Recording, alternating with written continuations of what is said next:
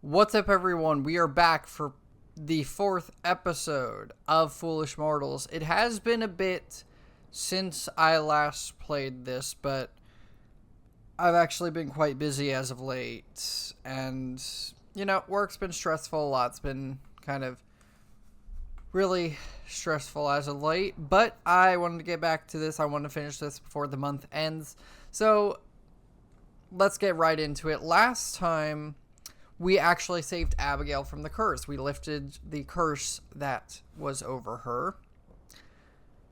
Rackham didn't like this. So, yeah, not exactly great. But before we actually talk with her, let's show her the magazine. What happens if we show her the magazine? I found this magazine that tells the story of your wedding. Reading about it is one thing. Living it is something else entirely. That is entirely fair. Okay, let's actually talk with her. Abigail.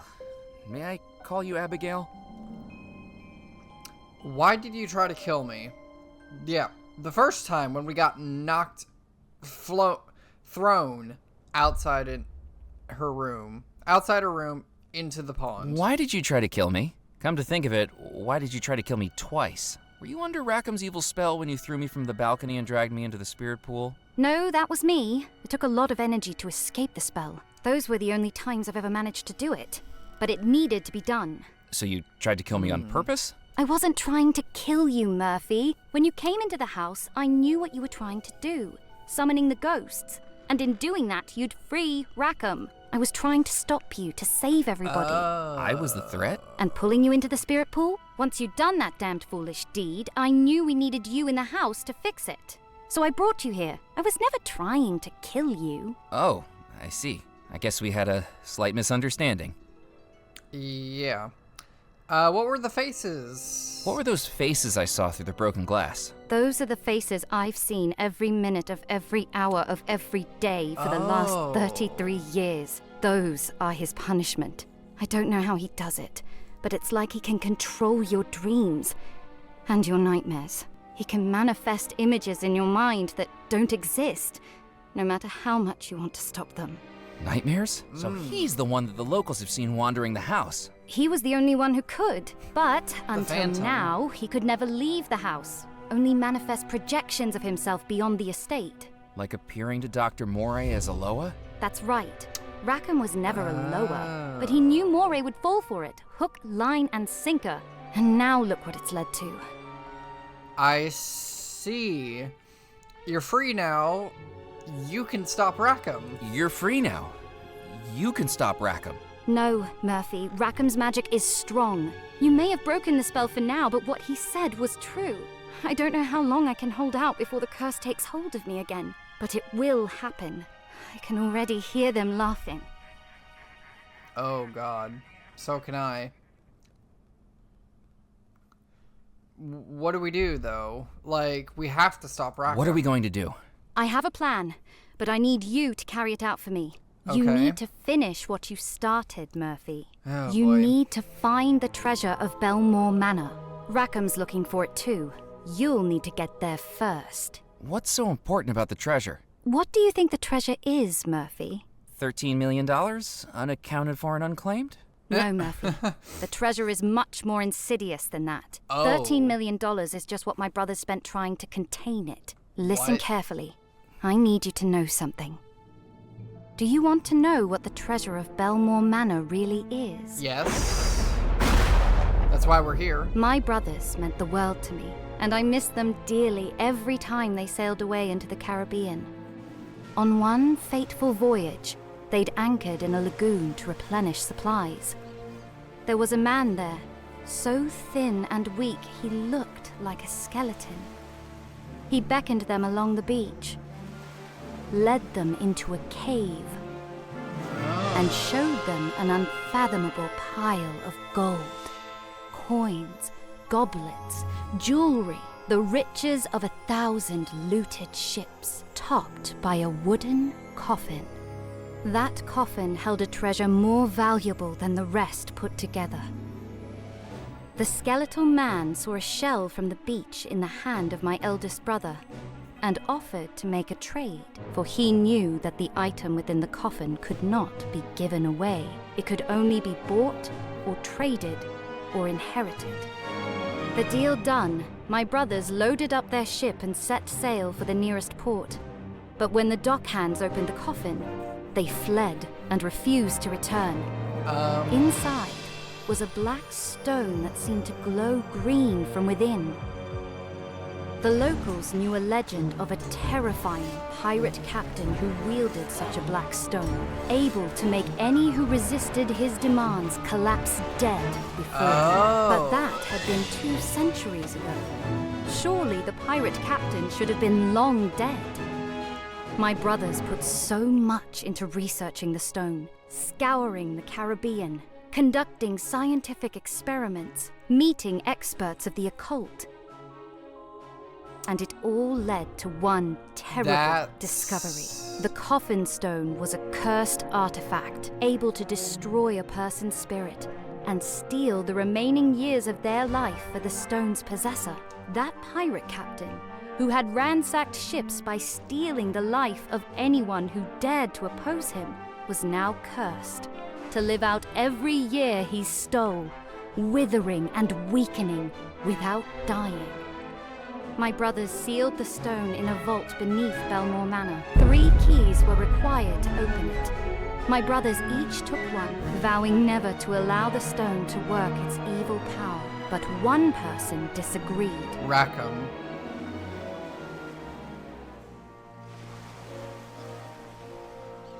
He had seen the stone and knew what it could do. The ship's first officer, Rackham.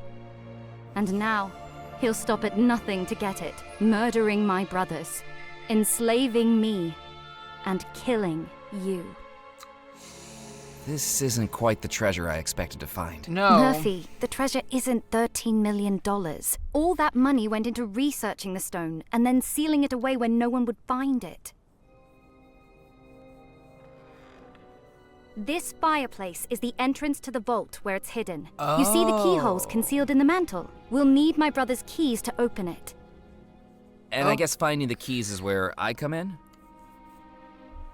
I would assume that is where we're coming in. So we have to find the key, the 3 keys. Keys of 3. What if we just leave it sealed up? What if we just leave it sealed up? Yeah. Hide the keys so Rackham can never find it? He will find it. I don't know Okay. how long it will take, but eventually he'll find it. And I won't be able to resist the curse for that long. I need you to find those keys tonight, before the wedding. How do I even start looking for your How brothers? do I even start looking for your brothers? You need to speak to Madame Planchette. She helped my brothers years ago, and now she might be able to help us, too. Who's Madame Planchette? The witch. An old friend of the family my The brothers brought to our quote-unquote house to witch. help them. Some people call her the parlor witch. Yeah. And that door has been unlocked for us now. What will Rackham do if he gets control?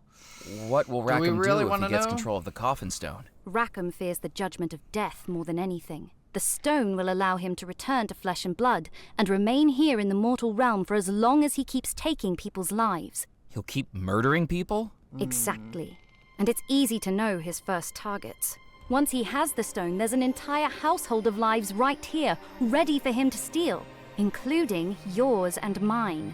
He can steal life from ghosts? The explosion may have interrupted things, but the spirits here still hold the years of life they're owed. They may never be able to use them, but Rackham will. Oh. This house really needs its wiring looked into.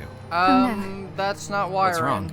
The spell, it's coming over me again. Listen, as much as it frightens me to say it, I think Rackham might be right. Everything I do is making it harder for me to resist the spell. I don't know no. if I'll be able to break out of it again. I need you to do this for me, Murphy. I will, just tell me what to Okay. do. Madame Planchette will be the first step of 3 journeys you'll need to undertake. One for each of my brothers, each finished only by reclaiming their key and placing it in this fireplace. I won't stop until I've done it, Abigail. I will beat Rackham to the treasure. For all our sakes, I hope you're right. So do I. I was on my own again, baffled by the situation I'd gotten myself into. The Damn. $13 million, the whole reason I traveled to the island and then quit my job, was gone. I had every desire to wait until sunrise and get that taxi back off the island just like I'd planned. Free of magic, free of ghosts, and free of the very real possibility that I'd be joining them. But heck, plans change. And now there was someone I needed to see. Yeah, we need to go see Madame Planchette, the parlor witch. Oh. May I help you? Excuse my intrusion. Abigail Bellemore told me to find you. She said you may be able to help me find her brothers. Murphy McCallan, come in, come in. Sit yourself down and let me introduce myself. I am Madame Planchette, psychic medium, soothsayer of the supernatural, forecaster of fortunes. And you're the one who caused all these troubles. Am I right? Things kinda got away from me. And now, we need to get them under control. Now, how precisely can I help you? Can I show you the magazine? What do you think of this magazine? So tales of the house are already starting to spread. Is there anything else we can look? The man in the portrait was standing on a stage holding a cup and saucer. The man in the portrait was standing in front of a globe. The man in the portrait was seated at a desk with papers in his hand. Can I just say this room kind of reminds me of the... like, there's something about it. I don't know. Maybe I'm not picking up I need to talk to Abigail's three brothers. Whatever. Can we cast a summoning spell again to speak to their ghosts? I'm afraid not, Murphy. The ghosts of Bellemore Manor could only be summoned because our spirits were trapped here and hadn't moved on to the spirit realm. The Bellemore brothers were murdered months before the wedding. Each has long since moved on, however reluctantly. It's very rare for someone to come back from the other side. It can happen, but I don't think there is much chance of that here. How can we make contact? How can we make contact with the three brothers? We need to conduct a seance for each of the brothers, a way to contact them in the spirit realm and learn how and where they were killed. But each spirit is attuned differently. I will need you to gather some objects in order to contact them. Of course. We got... what do we need to contact Yardley? What do we need to contact Yardley Bellemore? Yardley was a man of leisure, accustomed to the finer things in life. As his portrait shows, we must read tea leaves to contact him. You must bring me a used teacup. Okay. What about What do we need to contact Xavier Bellemore? Xavier was a man of the world, a traveler across the globe. As in his portrait, it is a globe that we will need to contact him, but one made of glass, a crystal ball. Okay, so... a used teacup, a crystal ball, and what about with Cecil? What do we need to contact Cecil Bellemore? Cecil was a man of letters, skilled with the written word. Like the papers you see in his portrait, to contact him, you must bring me a spirit board, a sheet of letters through which Cecil may communicate. A spirit board. Okay. How can I find those seance items when I can't even leave the house? How can I find those seance That's items when I true. can't even leave the house? I don't even know what's trapping me here. That would be Abigail. Abigail is keeping me trapped in the house? She was. A last desperate act to keep you here and free her from Rackham's curse. Return to the front doors, Murphy, and they will now open for you. Scour the island, search the manor, and bring those 3 items back to me, and we can begin to locate the 3 brothers. Okay. I'll start looking right away. Yeah. Good luck. And hurry. Rackham will soon know what you're trying to do. And unlike the other ghosts here, his powers are no longer confined to the house. Just one more thing before you go. I have something that may help you. What is that? Necklace?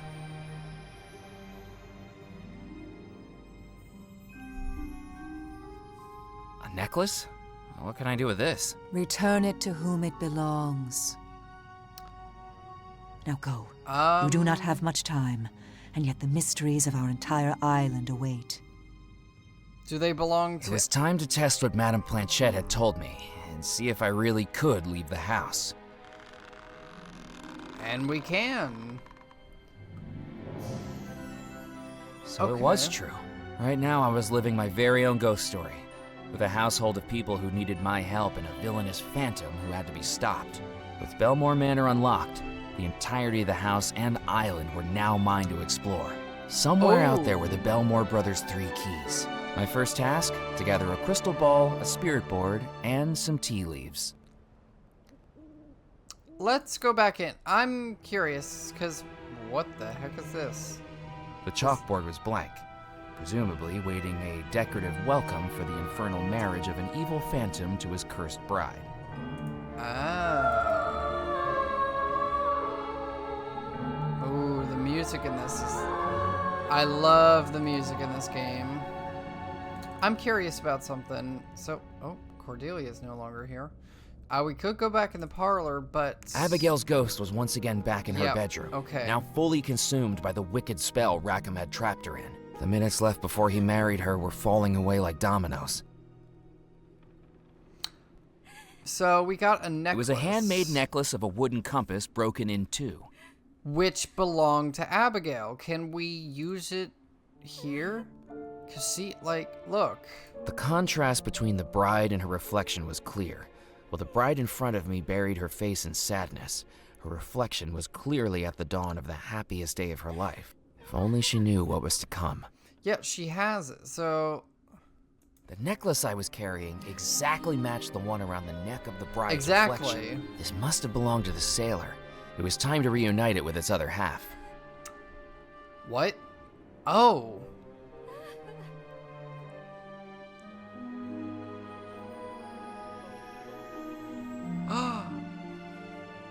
Oh.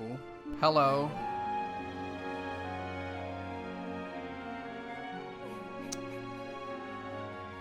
Oh. As the reflection disappeared back into the mirror, I looked at the dresser and saw that something had been left behind. A comb. A small ivory comb. I didn't think Abigail would mind if I took the comb with me. No, I don't think so. Oh, that was kind of sad. It was an ivory comb. Yes. Okay. Let's go back through the house, because I'm curious. Okay. Oh! Oh, he's actually moved positions. Okay. Oh, there's a shovel. Do you mind if I borrow this shovel? Oh, go right ahead. I already dug up those naughty thorns. It's funny, even when things are dead, they can still cause trouble. Just look at us ghosts. Now we got a shovel. It was a sturdy shovel spattered with dirt. Yes, very much so.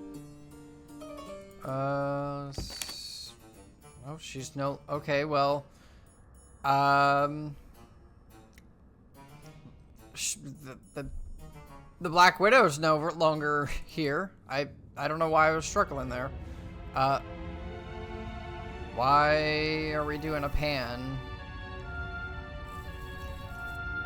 As I descended back into the cellar, the lack of mechanical noise quickly revealed that the barrel lift was no longer working. Yeah, why is that no longer working? Looking at the fuse box, it was clear to see why the barrel lift no longer moved. Oh. The fuse had blown, taking the small glass cover with it. Oh, okay. With questionable regard for my own safety, I pulled the damaged fuse from its socket. Yeah, we'll just take a broken a dead fuse. It was a faulty fuse. Inside the glass tube, I could see the wire barely hanging on. Does that mean we can actually take the chamber pot back? I think it does. So we'll take that. I took the chamber pot back off the machine. Is there anything else down here? This is new. Boxes. There's fireworks. I don't remember this. I took one of the fireworks. The logo on the side revealed that it was called the Whizzer. I'd known a boy in elementary school with the same nickname. It was a firework rocket, the type that needed to be placed in a tube to launch it. Okay, let's head out. I saw there were boxes, but I'm not gonna deal with that at the moment. I'm gonna head outside. Outside, please.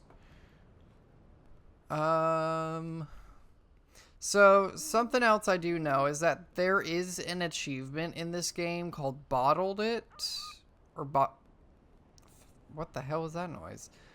I think it's called like Bottled It, and you collect water or any other liquid from sources throughout the game. So I'm gonna try something. Can I use it on the pond? Maybe. I don't know. I'm trying something.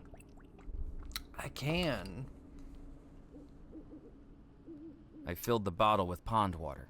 Okay. I don't know what we're gonna use that for, but we may find some use for that. I hope everyone's doing okay today. Thanksgiving is coming up. So, hey! But I know that's, I hope everyone will have actually a good day, you know, eating lots of foods, relaxing, spend time with family. Well, that, we got, hey, Mallory! Oh, it's you again. Mallory, what are you doing here on the Bellemore estate? I thought all the locals were too scared to wander around here. What does it look like I'm doing? I'm having a tea party for my birthday. Happy birthday to me. How cute. And what are you talking about with your new doll? Our strategy for conquering mortal civilization. Right. Oh. It's rude not to introduce yourself, you know. Oh! Mallory, have you been practicing ventriloquism? Are you calling me a dummy? You can talk? I'm a head. Talking is one of the few things I can specialize in. I didn't know that. You didn't ask. My name, now that you're listening, is Sir Edward Teddington. Or as Miss Wisp I was calls not... me. Shrunken Ted. Okay. I don't think I was expecting that. Okay, I was definitely not expecting that.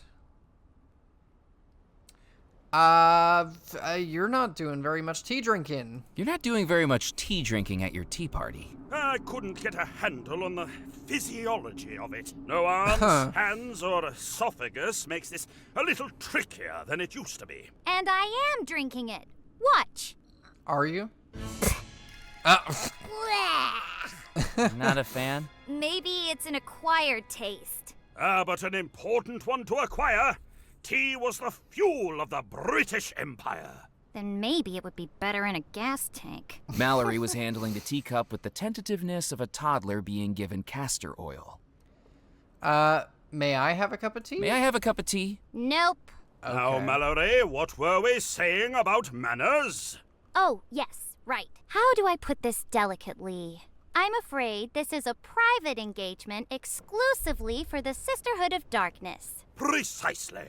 Remember, we may be planning on enveloping the world with a new totalitarian empire led by yourself as queen, but that's no reason to be impolite. Manners cost nothing. However, in this case, it is a private engagement. He is right. Manners do cost nothing. Could I have your... Mallory, you shouldn't be inside the Bellemore estate. Mallory, Well, you shouldn't be inside the Bellemore estate. Don't you know about the disappeared wedding? You're asking a little girl about murder, black magic, and broken hearts? Sorry, I don't want to give you nightmares. Are you kidding me? I love this stuff! I wrote a paper on you it last twisted semester little that girl. prompted a parent-teacher intervention. Haven't you seen the Phantom? The grumpy guy in the tall hat? Yeah, I've seen him through the windows of the house. Doesn't he give you nightmares? Sure does, but those are the kind of dreams I like. Again, you are very twisted. Do you know Sebastian Bach? Do you know Sebastian Bach? Unfortunately, Why didn't you tell me? I did. Okay, yes, you did, but Oh. didn't you think it was worth mentioning he was a ghost? I didn't think you'd be interested. Most grown-ups just don't believe me. So you can see ghosts? Ugh, I wish I couldn't. Most of them don't shut up. Wailing through the windows all the time. Sebastian's the worst, the booger-brained bighead. Thinks he knows everything. But the ghosts weren't visible until I cast the summoning spell. To you, maybe. I mean, they're a lot more visible now. They were just shadowy, glowy things before. The fact that I conducted So an occult orbs. spell seemed to be lost on her. Knowing what I did about her, she probably did the same every day before breakfast. It was Sebastian who got you the tin boat. That made you get the tin boat. It was Sebastian that made you get the tin boat. He altered the toy catalog. I knew it! Well, that's it. He's going to the top of the hit list once I'm Queen of the Universe. If you see him, tell him Poc's in for a shock. So Ted, the whole time I was carrying it around in my pocket, you were able to speak? So, Ted, that whole time I was carrying you around in my pocket... Picking me up and stuffing me inside your vest without even a good evening? That's the living for you nowadays. Rude. I'm very sorry. I've just never encountered a shrunken head that could talk to me before. Maybe you have, and you just never introduced yourself. I suppose, That's but fair. I can't go around introducing myself to every inanimate object that I'm carrying on the off chance that they're supernaturally possessed, can I? Did you just call me an object? I am so sorry. That's objectification right there. I mean, that... yeah. How did you end up as a shrunken head? Just out of curiosity. How did you end up as a shrunken head, Ted? Can you believe this, Mallory? Asking about physical impairments just as I'm brazenly just as you like. I'm sorry, I didn't realize it was a sore subject. Well, I'll tell you anyway. I'm Me just and the curious. old boys were embarking on a race to the Caribbean, known as the Coconut Rally. 14 days, Coconut 14 Rally? islands, with only what you can carry on your back to sustain you. It was all going so well, until day 9, when I was told to seek out a tribe of pygmies. Perhaps I got a bit lost, because the village I found was populated by villagers of average height. Didn't that clue you in that you were in the wrong place? I thought maybe they were just exceptionally tall pygmies. Hindsight's a wonderful thing, you know. Well, they were a very welcoming people, filling me up on pork and bananas, a nice hot bath in a It pot sounds they like hung you were over the being fire. cooked. But it turns out they held a different philosophy when it comes to head placement and proportion. Still, no use grumbling. That's not the British way. Stiff upper lip. That's what we need. It sounds like they were fattening you up and cooking you. Ted, how did you end up on Devil's Rock? I was brought back here on a merchant ship by a strange man in a top hat who settled on me as a souvenir. Rackham? Can you believe it? The indignity of being swapped and saying I was only worth 2 chickens. I'd say at least 3. Or are you talking Exactly. about Dr. Moray? And now you're helping a little girl take over the world, Ted? Look, I was a little late getting in on the British Empire, and now its height has passed me by.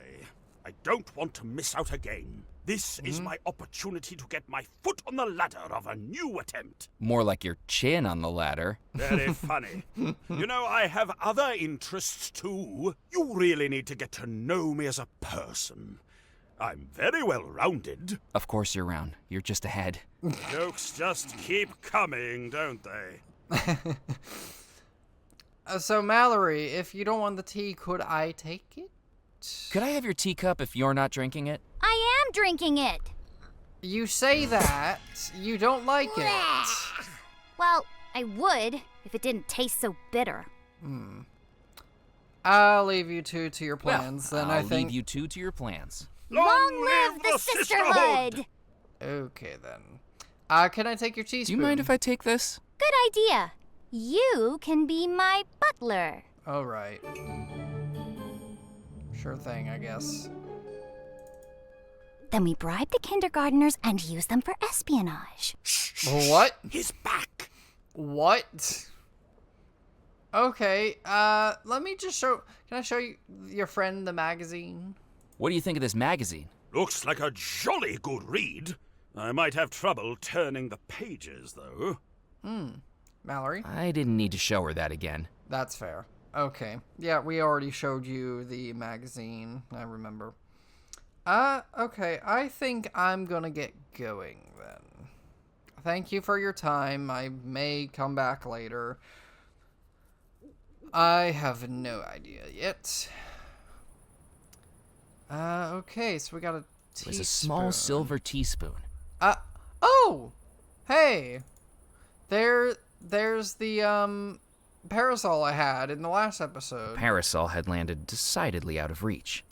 Yeah, we're definitely not going to be able to get that. Fun. I wasn't going to touch the molasses with my bare hands. There's... With the items I was borrowing across the island, some may have said I had sticky fingers. But this would have made it a little bit too literal.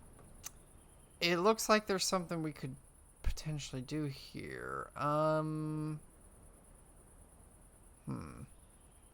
Also, I got a little bit of extra gunpowder from the fort. Teaspoon? Oh? Okay. I dunked the teaspoon into the molasses. Yep. Okay. Wait a minute. Mallory was talking about how, you know, she wishes the tea wasn't so bitter. Doesn't molasses make things a little bit sweeter? Then we stockpile the phys ed equipment and use the hockey sticks as swords. Quiet, quiet. It's him again. Yes, I'm back. I got an idea. This might help. What did you just put in my tea? Try it now. Careful, Mallory. It could be poisoned. Does this dope look smart enough to brew poison? Good point. It's give not it a poison. taste test. Bottoms up, my girl. Drink on. Trust me, it's not poison.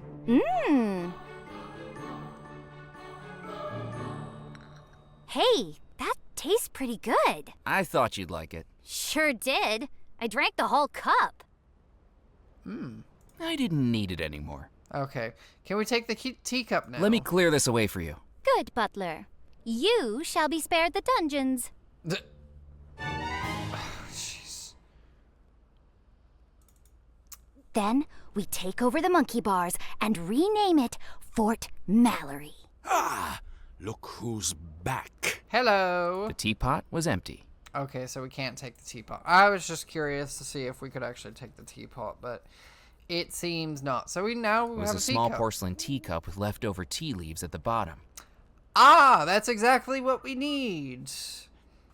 Okay. Definitely getting through this. Let's see. Where have we not been in a while? We haven't really done much at the fort, but we also haven't done a whole lot technically at the church. I might go to the church. Returning to St. Juniper's church. Oh, the lights It are was on. clear by the illuminated windows and the repetitive hum of a newly placed generator that the rum runners had made themselves at home. Absolutely. They definitely have. We can look at the jalopy. Looks like there's a few things we can look at. Okay, I was scared that was gonna actually alert them. I tried to turn the bolt with my hands, but couldn't get a good grip. I didn't need to drive the car. The stitching was too tight to undo with my hands. But pressing into it, I could feel the seat's springs right below the worn material. Oh, wait. Scissors. Deciding the jalopy was so beat up that a little more damage wouldn't be noticed, I cut open the stitch. Aha. I pulled the spring from the ripped seat cushion.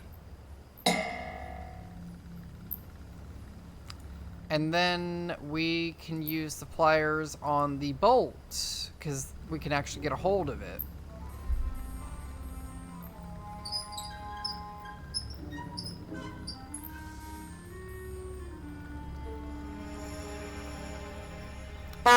Oh, okay. We don't need to honk it again.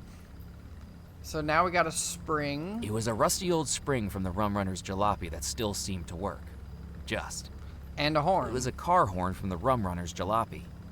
So, let's see, we can look at the generator over here. Huh. So what's The this? sticker read, "Property of the Dead Nettle Police Department, not to be removed." I didn't need the fuse. I couldn't do anything with an empty socket. Oh, I see. Without a second fuse installed, the dial refused to turn. So we need to get another fuse. Okay, that makes a lot more sense. Let's go talk with our friend Edgar. Where's Edgar? Edgar? Where'd you go?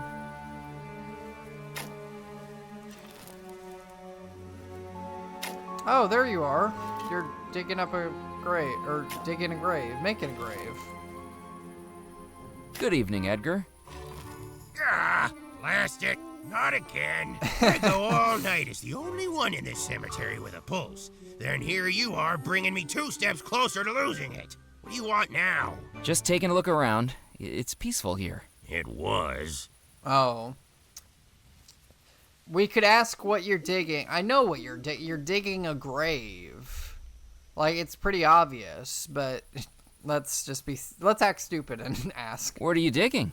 I thought the cemetery could do with a swimming pool.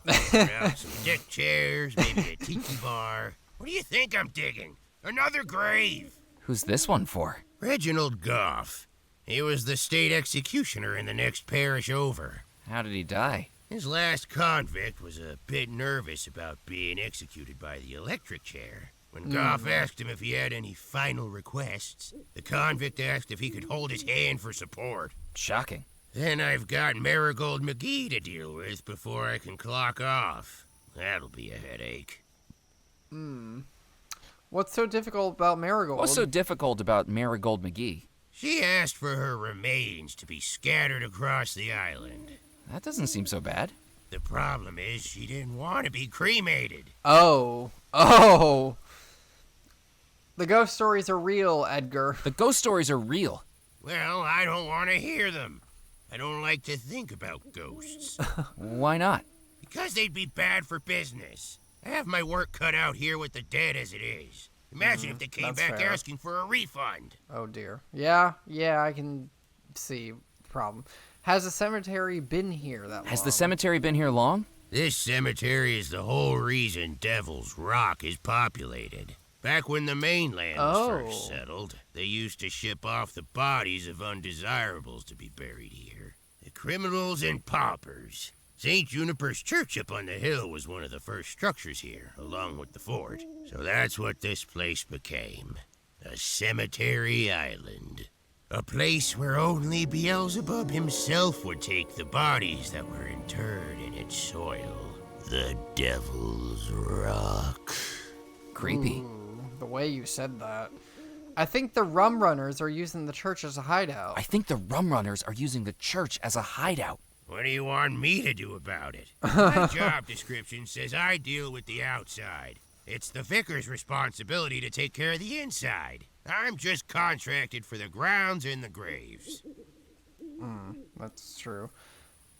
There's a dead body over at Bellemore. There's a dead body over at Bellemore Manor hanging from a tree. So, what do you want me to do about it? Shouldn't you bury it? If it manages to wander its way over here, I'll bury it. Until then, I'm not stepping foot onto the Bellemore estate. I've heard the stories about the Phantom, and I'm not risking my shut-eye to rescue a cadaver from a tree like some stuck kitten. Do you know who the hanged man is? Beats me. But from what I've heard, it's been there ever since that wedding night. Do you know what happened to the vicar? Do you know what happened to the vicar of St. Juniper's Church? Foskett was his name. Disappeared along with everyone else at the manor during the Bellemore wedding. Did you get along with him? No! Miserable guy he was. Fortunately, we came to an understanding. An understanding? What do you mean? Let's just say that one night, I might have witnessed a certain clergyman through the vestry window. Off his head on communion wine, wearing a crinoline over his cassock, singing, "We three kings of Jackson Square, selling stockings a nickel a pair." He couldn't look me in the eye after that. The only way we communicated was through notes on the parish bulletin board. And that's the way I liked it. I see. You caught him doing sin. I best be running along. I think. Goodbye. Bye-bye. I still don't know what this is. I guess we'll figure it out at some point. Okay, let's... I don't think there's much else that we can do here. Oh, let's head back to the beach. The tide was still high as I returned to the Causeway Beach, while the sands were now the purlieu of a rather strange gentleman jabbing at the rocks with a walking stick. There we go. I am back. I do apologize for that. Whew. Let's see. What can we look at now? So there's a book. I glanced at the book's cover and was more than surprised to read the title, Dunstan the Dinosaur, above a drawing of a bulbous yellow triceratops walking on 2 legs and wearing a bowler hat. We could take the flask. If he's not paying attention. I picked up the vacuum flask from the portable table. Yes, we can. Got it. Let's talk with this... the beachcomber. Who are you? Careful where you step. What? Look, another one. What do you mean? Another what? A pebble. Don't step on them. There are pebbles all over this beach. There's not many places I could stand that don't have them. But they could be important. Okay. Can I show you the magazine? What do you think of this magazine? Does it have dinosaurs in it? No. No. That's a shame. I think I shall stick with Dunstan the Dinosaur Quarterly. Okay, can I actually properly talk with you? My name's Murphy McCallan. Nice to meet you. Oh, yes. Hello. Pleased to meet you. I'm Muffy Carlyle. Wait, Muffy I think I've heard of you. Carlyle. Doesn't your family run a banking firm in New York? That's the one. Are you familiar with the Carlisle Provincial Accounts and Joint Stock Corporation? Actually, the reason I remembered you was because I was amazed the owner had a son named Muffy. It's a nickname. Nanny gave it to me because my ears were always cold. Oh, it's cold. What's so important about these pebbles? What's so important about the pebbles? It's not the pebbles themselves. It's what's inside them. What's inside the pebbles? Dinosaurs. Dinosaurs. I'm sorry. I think I'm missing something you're here. looking for you fossils. think there were dinosaurs living inside the rocks? Not living. They're extinct. So I've been told. But skulls, bones, fossils. Oh, you're a fossil hunter? That's right. But this beach seems terrible for them. Why is the beach terrible? Why is this beach terrible for fossil hunting? Too many people wandering across here. The place has been picked dry. I need somewhere secluded. A beach no one ever goes to. Are you from around here? Do you know anywhere like that? I'm afraid I don't. Well, Not currently. do let me know if you find anywhere. I'd pay a pretty penny to go somewhere with potential. I feel like we're gonna come back and have to and tell him about a beach that we find out about. I don't know. I'm just getting curious. I'm getting a feeling. How many fossils have you found? Have you found many fossils before? Only one. It was in our flower garden. The summer house, actually. Fascinating. Where did you find it? In a plant pot. A plant pot? Oh. Shouldn't it have been in the ground? Yeah. Nanny told me she planted it there for me to find. Couldn't stand the look of disappointment on my face. Oh, this was when you were a child. No, last week. What? What's that book over there on the table? What's that book over there on the table? That's my research text, all about dinosaurs. A paleontology textbook? No, Dunstan the Dinosaur. A thrilling series of books for the young reader. And the reader who is young at heart. My favorite is Dunstan and the Mysterious Meteor from Mars.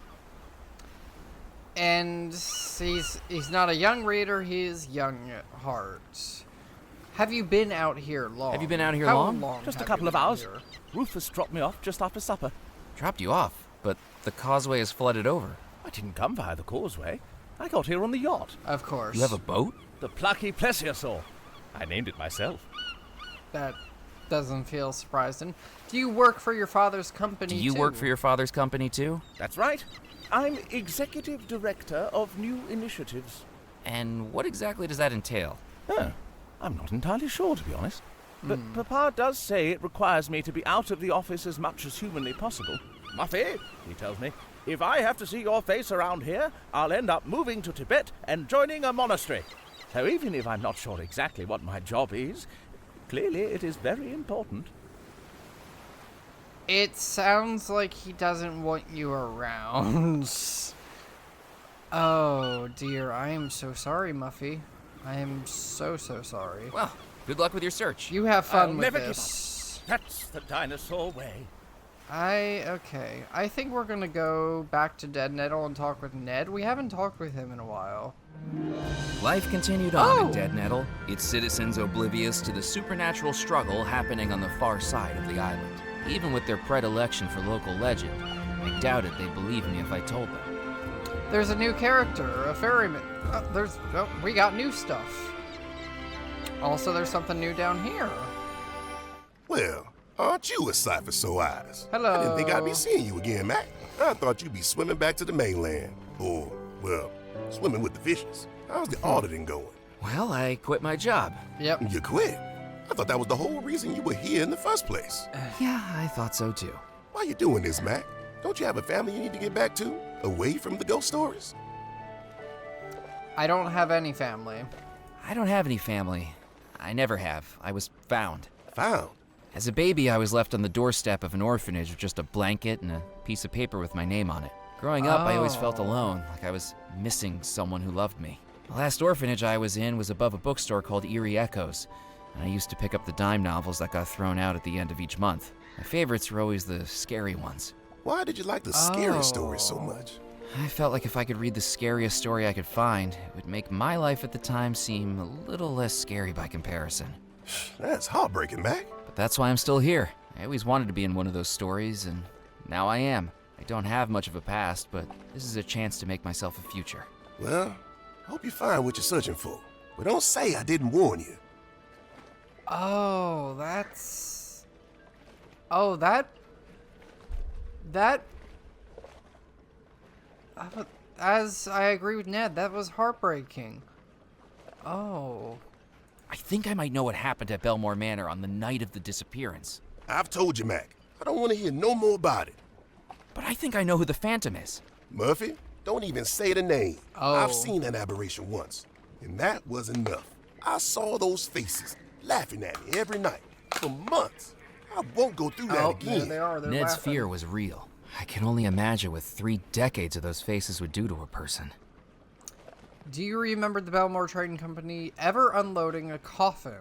Do you remember the Bellemore Trading Company ever unloading a coffin at these docks? You know, now that you mention it, that does ring a bell.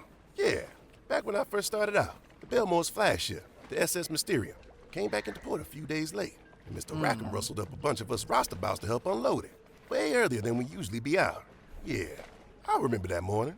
It's almost as much as the bonus pay we got for the early hours. Did you find out what was in it? I don't think we paid it much mind. It was rare, but people did die at sea back in those days. Although saying that, they'd usually be buried at sea too. I don't remember any fanfare about it, but it must have been someone important in there. Or something. Or that. Still fishing? Still fishing? You won't believe this, Mac. Squibb's record was ruled invalid. What? He was overheard down at Spinelli's bar boasting about how he put ball bearings inside the Pencosa to make it heavier. Can you believe the nerve of some people? The despicable things they'll do. It means I'm right behind you, buddy. Just one lucky catch, and I'll be bumping you down to second place. Oh. Damn. Do you miss working on the docks? Do you miss working on the docks? I wouldn't give up fishing for it, but I have good memories of those times. Good, honest teamwork.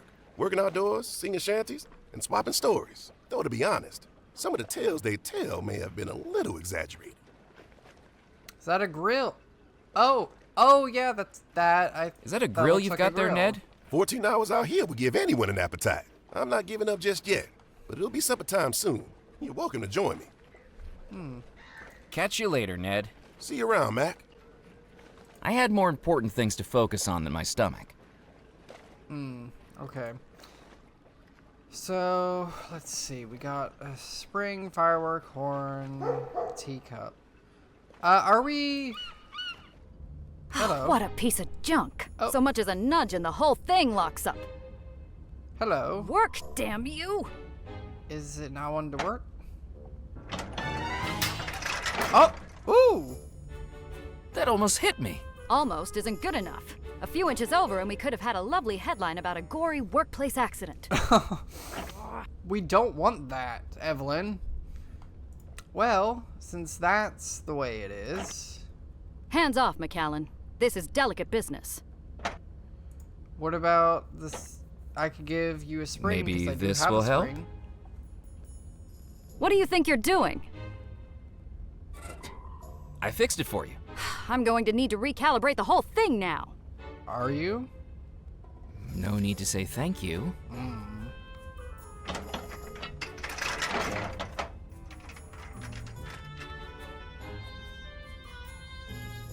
You're lucky.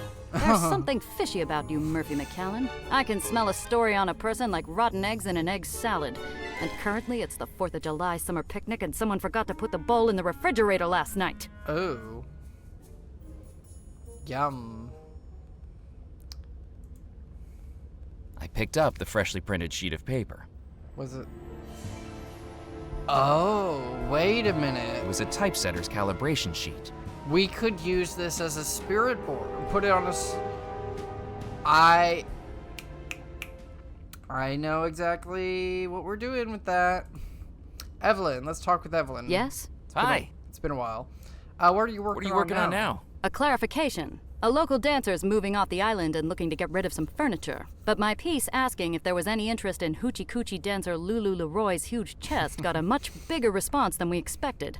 And not for the right reasons. Am I right in thinking you're not from around here? Am I right in thinking you're not from around here? Good call, McAllen. Santa Monica, California. Born and bred. Hadn't even been to Devil's Rock before I got the job. The divine irony is that I got this job due to a misleading ad in a newspaper. Seeking newspaper editor for dynamic community, exciting stories, amazing opportunities. What nonsense. But now I'm here.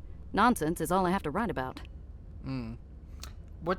Why are you staying here in Dead Nettle? Why did you stay in Dead Nettle? I came down with a horrible case of temporary insanity. Health issues? No, I started dating a notary named Jonathan. Right after I'd taken out a mortgage, I stumbled across his dalliances with the fishmonger's wife, the ironmonger's wife, and the cheesemonger's wife. Knowing his type, I decided I'd become a warmonger, and I set fire to his belongings. Ooh. I last saw him picking through his charred underpants on my front porch. Now he's off in Rancho Cucamonga with some flapper named Anastasia, and I'm still financially tied to this island.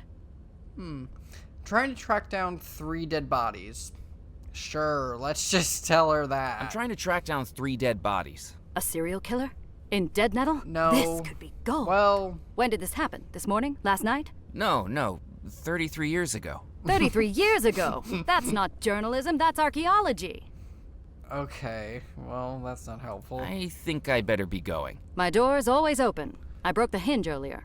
Oh, that's why your door is always that. Okay. Let's head to the captain's club. See if anything's changed. Look who's returned. Hello. Good evening, Felix. Remind me, did you say your name was Captain Knott? My pseudonym. That's right. For marketing purposes. Oh no. Because I've been doing some research in the club archives, and it seems as though we already had a Captain Knott as a member about 10 years ago. That would be my father, Captain Knott Sr.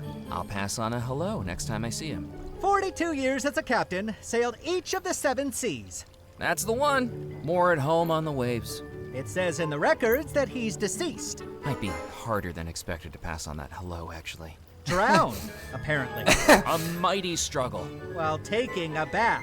Mainly struggle with the plug, really. Look, I'm on to you, Sonny.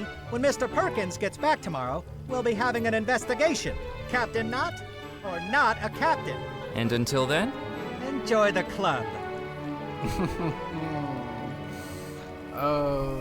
avast, mateys! Shiver me timbers! 'Tis a pleasure to make your acquaintance, me Wait, hearties. please stop. Yo-ho!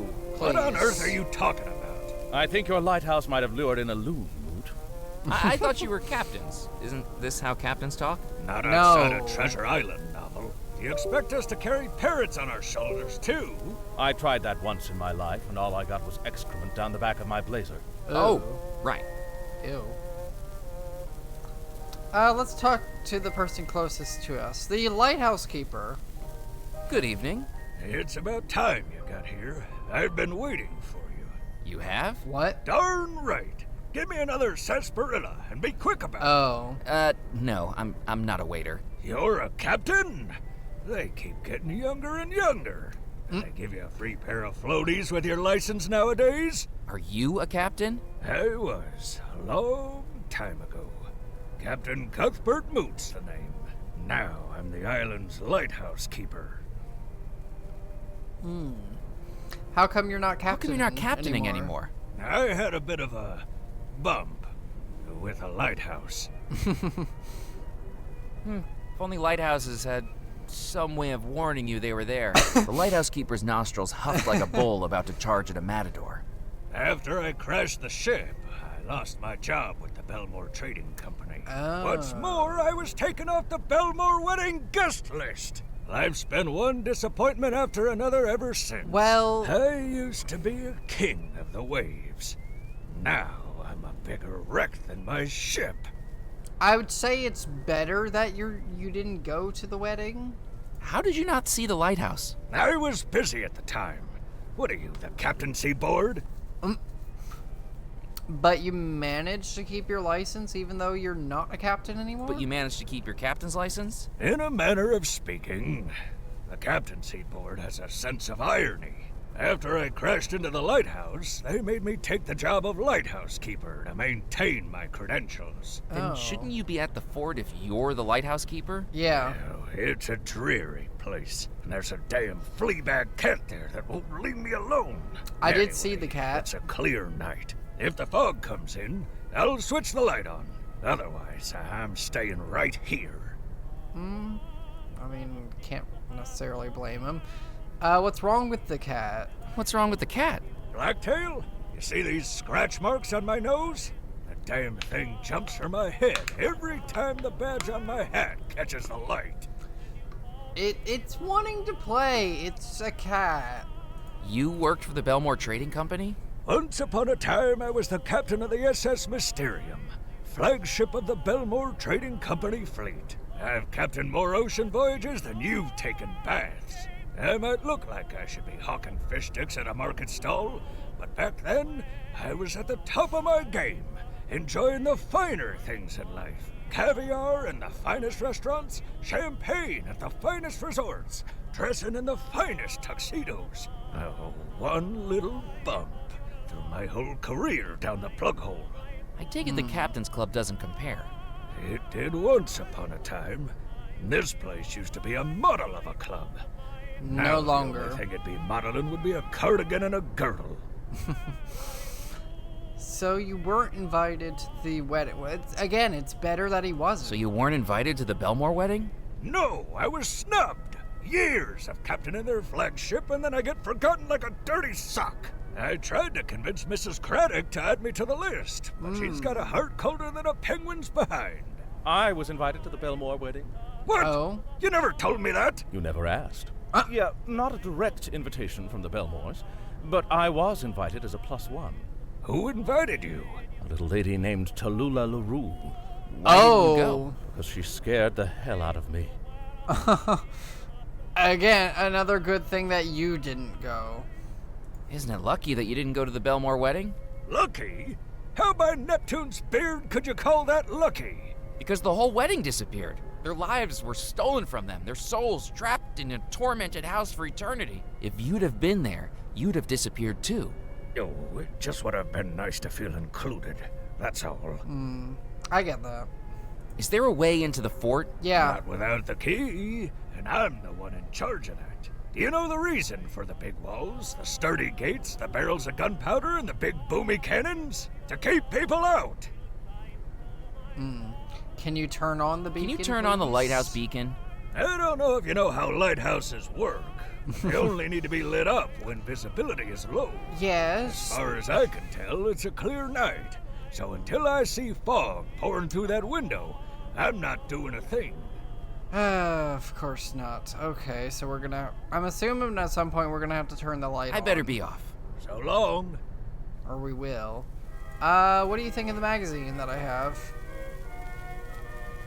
What do you think of this magazine? Another reminder of the life I missed out on. We can take the trophy by the looks of it. That trophy belongs to the club champion. And as I'm club champion, I'm telling you, hands off. Okay. Let's talk with you then. Good evening. My name's Murphy McCallan. Good evening, Captain McCallan. Captain Gifford Pemberley at your service. That's right. I expect you've heard of me. Master of the Mississippi, tamer of the Tennessee, cuddler of the Colorado. Care to hit the table with me?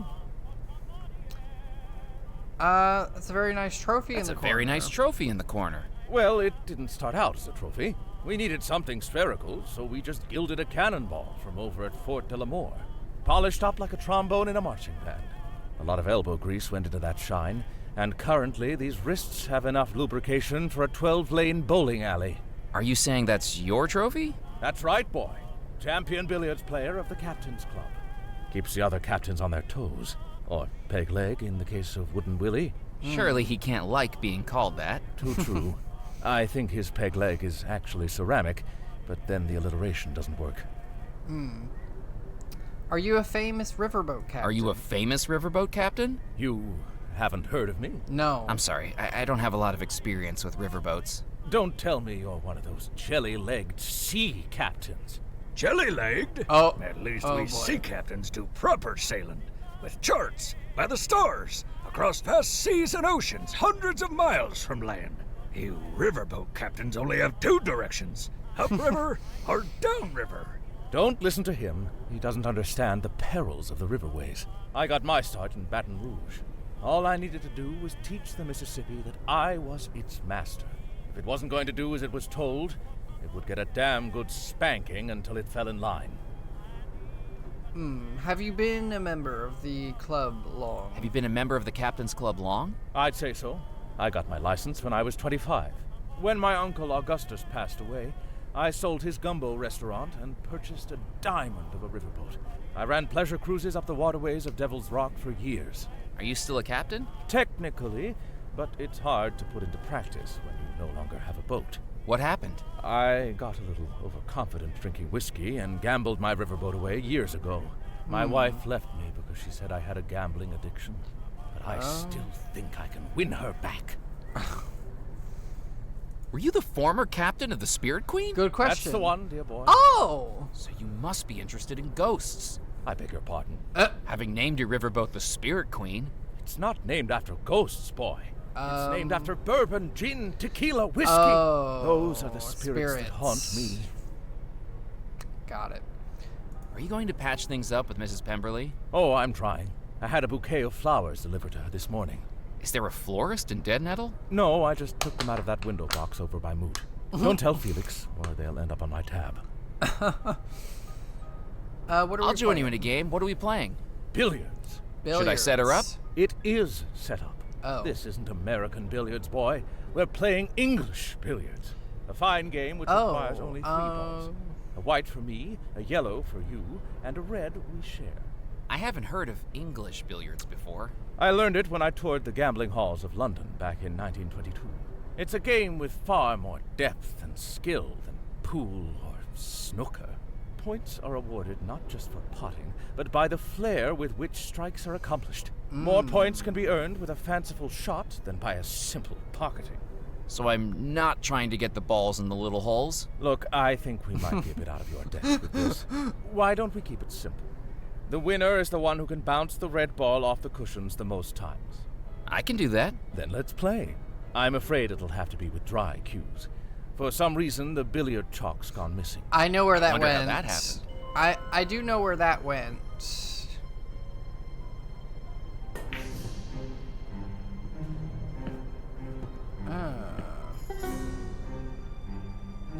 Sevens! Something to be proud of.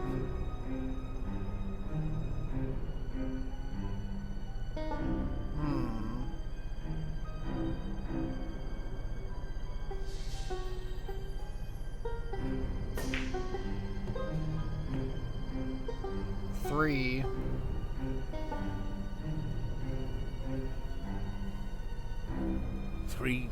Too bad, Captain McCallum. It seems my standing as champion of the Captain's Club continues.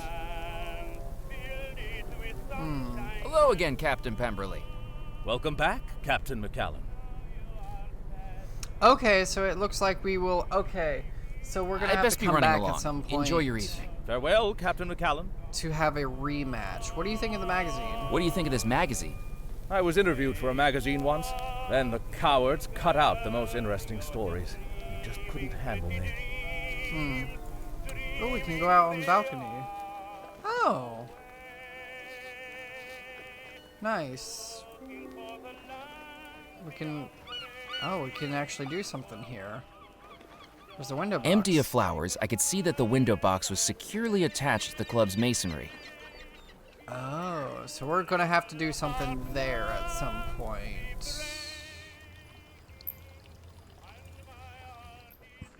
Let's go talk with the ferryman. The ferryman wouldn't have liked me snooping around inside the boat. No, but let's go talk with him. Hello, my name's Murphy McCallum. Hello, chum. Looking to hire a ferry? Maybe? Then come set sail with Crab McCready, when a ferry's really what you needy. Crab's breath hit my face like a custard pie. A cloud of air reeking of cigarettes and stale beer. Look, here's a promotional flag, so you can keep me in mind. Thank you. I'll treasure it. Now, I can take you anywhere on the coast. Where are you looking to head to? Do you have a partner or an illicit liaison in mind? I do a very romantic sunset cruise. Is this your ferry? Is this your ferry? It looks like it's held together with spit and glue. That's right. But rest assured, my spit is remarkably viscous. You find yourself aboard the Creaky Crab 2. I am her captain, Crab McCready. I get most of my business ferrying over to the mainland when the tide's covered up the causeway. Are you a member of the Captain's Club? Are you a member of the Captain's Club? Oh, they banned me, those pompous buffoons. Ah. Felix is full of himself. Yeah, what he happened? is. There used to be a club parrot called Squawkin' Hawkins until he was taken away. Bird napped, I'd say. See, I'm a big bird lover. They're very intelligent creatures. Yes, they and are. I used to try to teach him poetry. Well, Felix Greer wasn't having none of that. I think he was getting jealous that the bird had more brains than him. He kicked me out. Well, I got a little upset, like anybody would.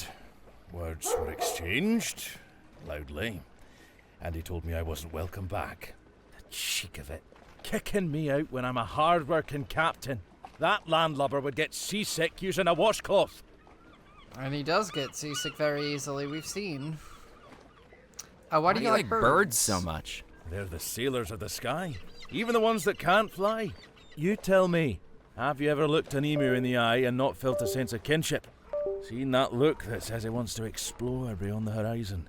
I've never imagined an emu thinking anything different to that. I love anything with a beak, except platypuses. Don't get me started on them. Now, I take it upon myself to look after the feathered friends on this island. Squawkin' Hawkins now lives on a perch on my balcony. I have a name for every seagull that flies over Dead Nettle. And I look after Doris. Doris? Doris the chicken. Over at Baxter's Mill. Oh, the chicken. Oh, the chicken.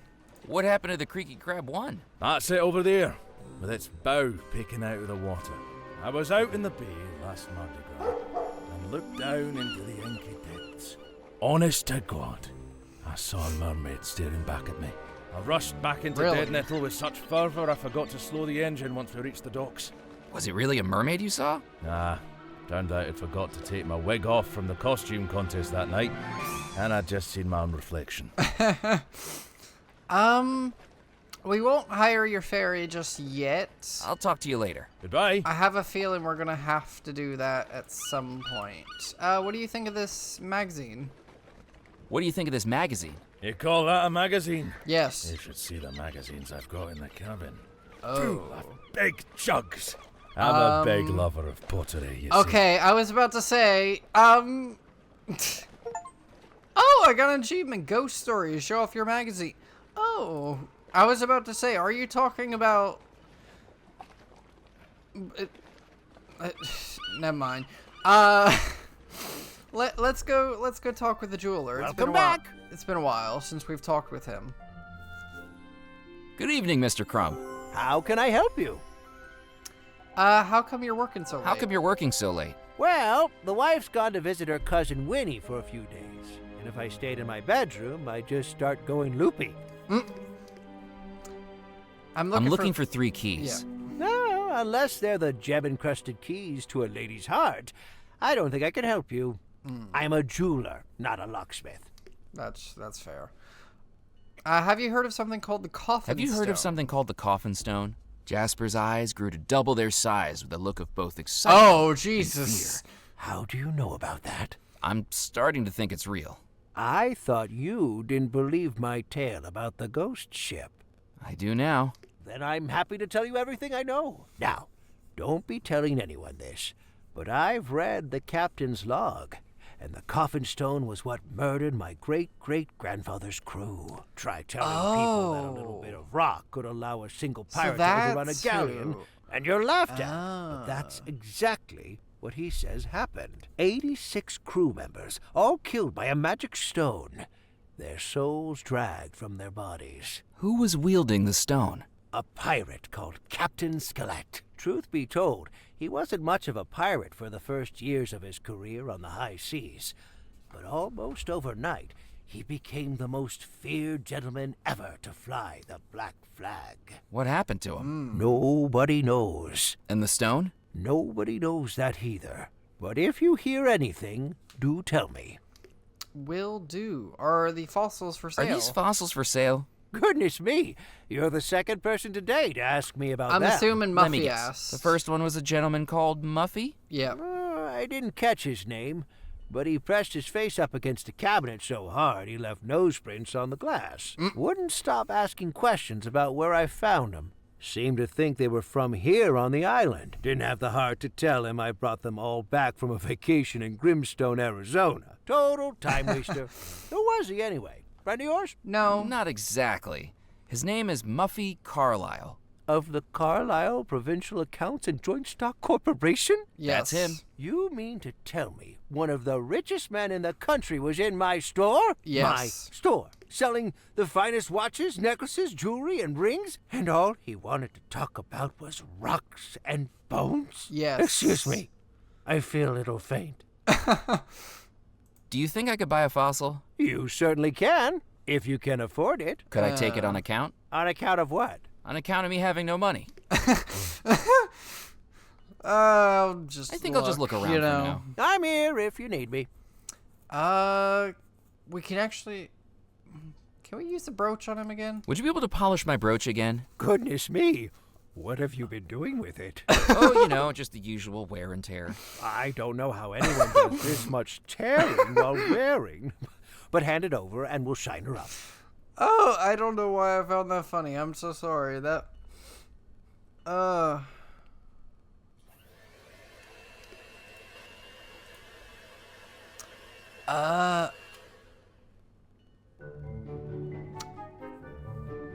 I think... Here you go. Wait, I think I know what we're supposed to do. Thank you. I think we... Would you be able to polish my brooch again? Again? I suppose so. Hand her over. I know what we're supposed to do.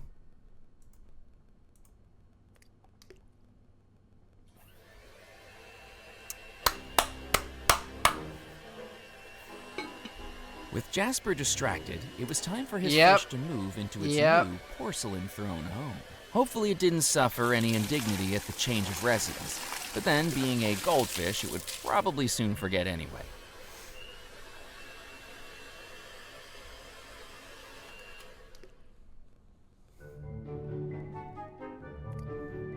Here you go.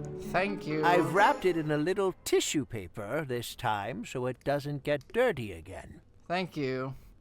Thank you. But really, sir, this many polishings in one night might be approaching my limit.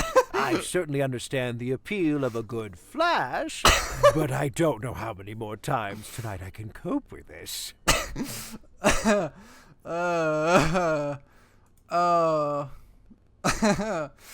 With the goldfish now swimming around happily inside it, I thought it best to leave it where it was. The goldfish had been through enough today. Okay. That made me chuckle. Ooh. Okay, we got tissue paper and the goldfish bowl now. Also, we got a flag. It was the cotton flag that Crab, the ferryman, had given me, embroidered with his company logo. It was a small goldfish bowl, now sans goldfish. It was a sheet of semi-transparent tissue paper. And tissue paper. Oh, let's go back to the mill. It's been a while since we've been... Hey, the Doris! We could do something. I'm not gonna do that unless it does something. There's grease here. Is there a way that we could pick up the grease? Maybe the flag? I don't know. I'm kind of thinking. Oh. Using the cotton flag, I scooped up some of the gloppy grease. Oh. It was a Crab McCready Ferry Company flag, now saturated with thick axle grease. We'll figure out something to do with that. Let's actually... Okay, Doris just...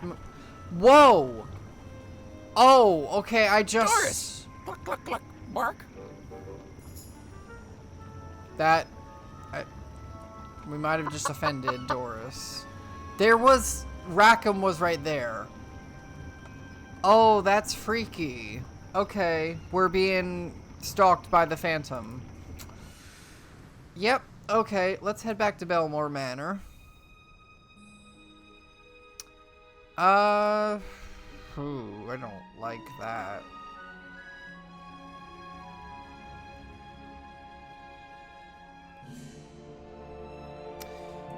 Let's head back inside. Okay, so we have the teacup, so we could actually hand that to Madame Planchette.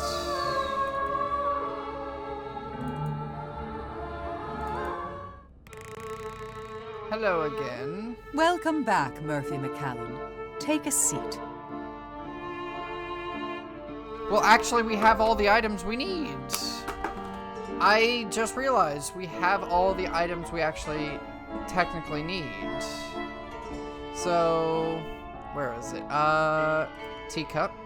I've brought you the tea leaves.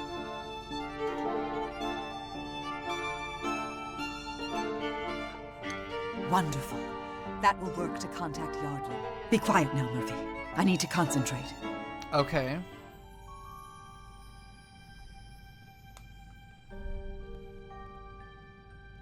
Yardley Bellemore, heed our plea. Where was your life stolen from thee? Oh.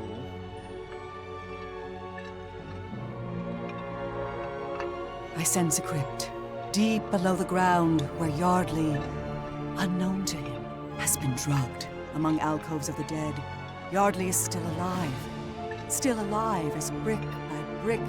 He is being entombed within the crypt. The drug may wear off, but he has no means of escape.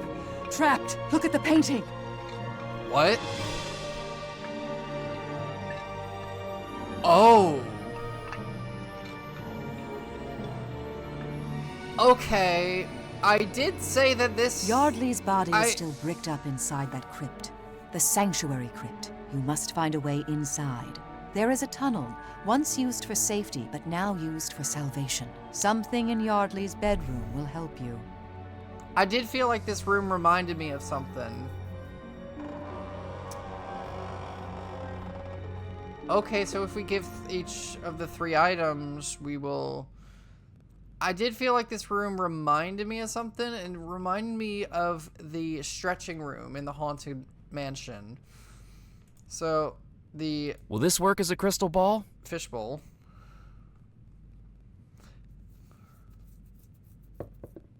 Considering our circumstances, we will have to make do. Yep.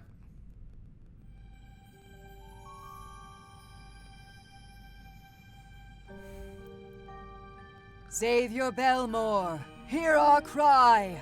where does your mortal body lie?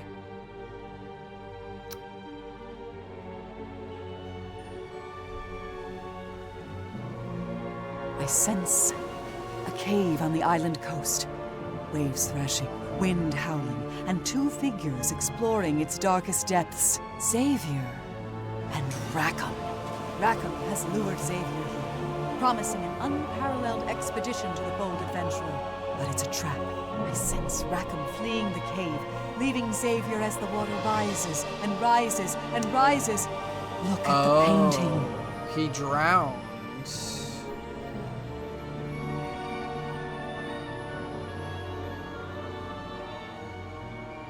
So he got bricked up, he Xavier's drowned. body still lies in that coastal cave. I feel much danger there, but you must get a boat and cross the sea to reach it. I sense something in Xavier's bedroom might help you locate it.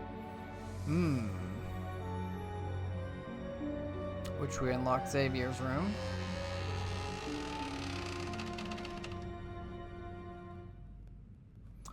And now the printing sheet. I found something that could be used as a spirit board. Yeah, this absolutely could be used as a spirit board, I think. Yes, that will work, even if it will take a lot of concentration on my part.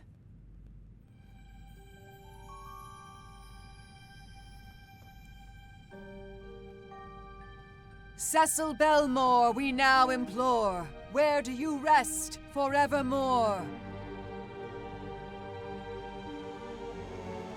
I love this. This is so cool. I sense a hidden place. A laboratory known only to Cecil. A secret refuge for study and invention, and desperate attempts to reconcile science and the supernatural. It must be followed. Unknown to Cecil, someone lies in wait in the darkness and is about to look at the painting.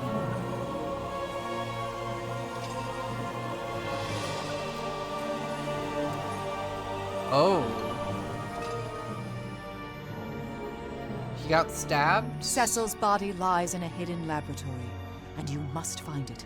Cecil never told anyone where he conducted his work, but in happier times he created a treasure hunt for his brothers, were they ever to seek him out. That is your lifeline, Murphy. Follow the trail of clues to reach that laboratory. I sense the first clue lies in Cecil's bedroom.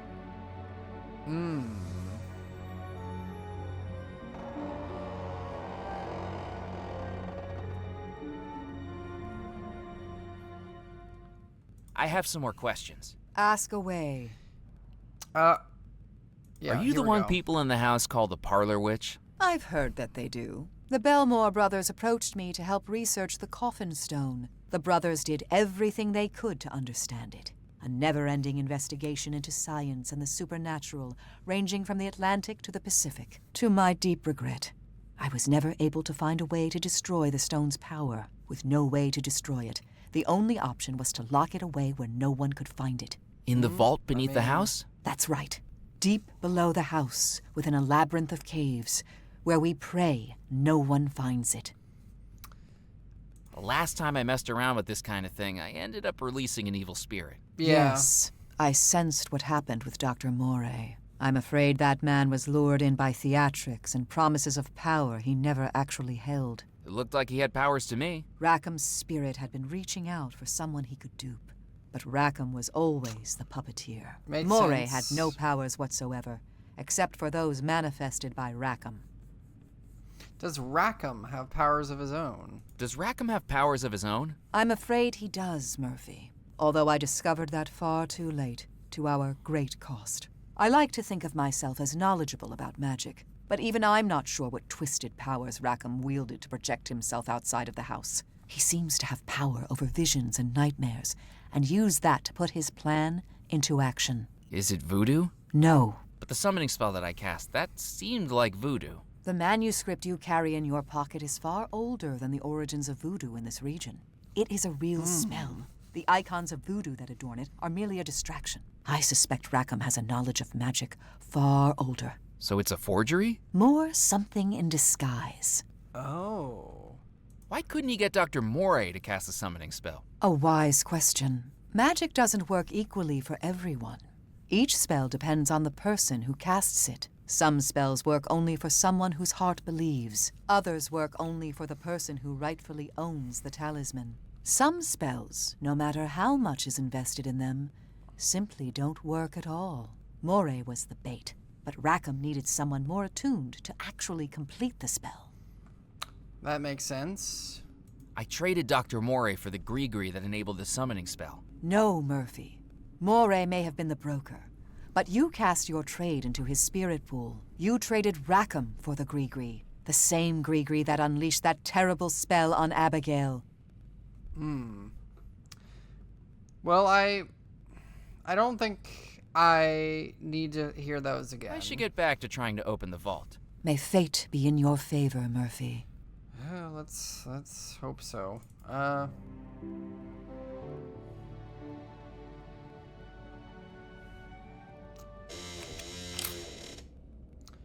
Okay, let's go into... Here we go. So we're gonna do Xavier's room first. Oh my, wow. There is a lot here. Weapons weren't my style. Besides, most of them were secured to the wall. What about the bear rug? It's a beautiful... I like this I stared room. at the glassy black eyes of the bear rug. It didn't stare back. That was a relief. Yeah, we don't want it staring back at us. The latch on the trunk was broken. I would have to do without whatever was inside. Okay, I don't think there's... It doesn't look like there's anything else besides the map that we can interact with. I reached up and took the map from the frame. Let's make sure not to rip it. As best as I could tell, this was a genuine pirate treasure map. The island I recognized as Devil's Rock, but what stood out to me was the large X in red ink on the southern coast, marked Crossbone Cove. At least I hoped it was ink. Yeah, let's hope that's ink. New location unlocked.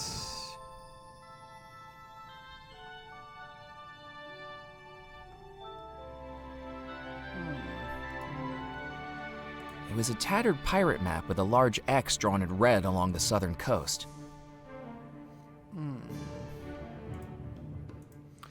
Okay. Let's go into... Let's do the next room over. Ooh. Cool.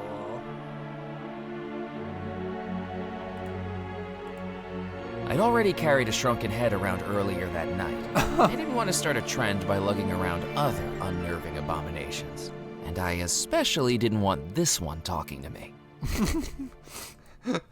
Why not? What's wrong The with that? apparatus looked like the handiwork of a mad scientist.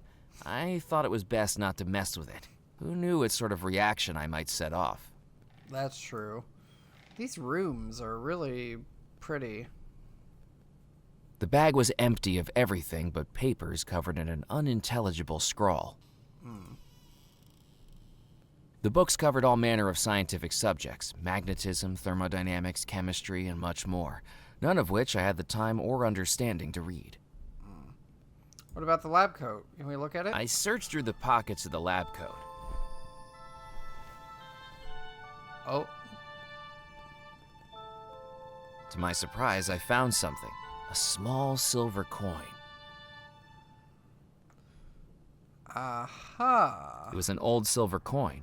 At its center were 2 lines of text, but they were too small to read with the naked eye. Wait, we're gonna... The magnifier in the jewelers. We're gonna have to use that. Okay. Let's go look at Yardley's room. Oh, wow. I think this is my favorite room, honestly. What can we look at in here? A book, a trunk, tanks, mirror, and machine.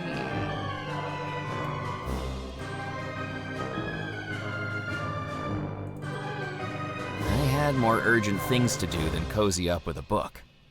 That's fair. The chest contained only a myriad of theatrical costumes, not one of which I wanted to wear around the island. Also fair. The mirror. Looking good, Murphy.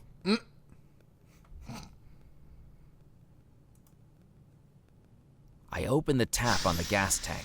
Nozzles hissed, a cloud of cold mist billowed out, and from the machine came a smattering of dry ice. Oh.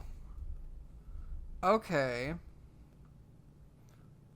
Well, we can't pick up dry ice with our bare hands. You shouldn't. I couldn't pick up the dry ice with my bare hands. Yeah, so we got a flask. I collected the dry ice in the flask. That would keep it from melting, at least for the time being. Yeah. Okay, so we got a flask of dry ice. It was a vacuum flask filled with dry ice. The flask was keeping the ice solid for the time being. Okay. Oh, hello. You were not here before.